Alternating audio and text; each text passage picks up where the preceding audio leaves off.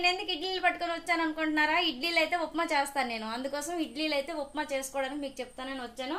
ఇడ్లీలు అయితే ఇగోండి మొత్తానికైతే మొత్తం గుండ చేశాను.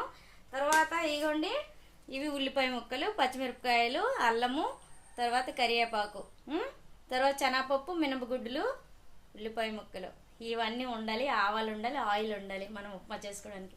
దీంతో పాటు నెయ్యి, ఇవన్నీ ఉండాలి.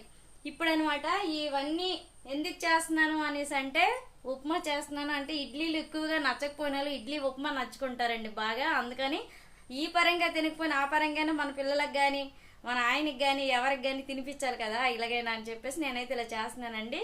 మీరు కూడా నచ్చితే ఇలా చేయండి. నేనైతే ఈ వీడియో అయితే పెద్ద వీడియోకి లింక్ పెడతాను. పెద్ద వీడియోలో నేను ఎలాగ అంతా రెడీ చేస్తాను ఏంటి అని పెద్ద వీడియోలో పెడతానండి. లాంగ్ వీడియో అయితే మీరు చూడండి కంపల్సరీ.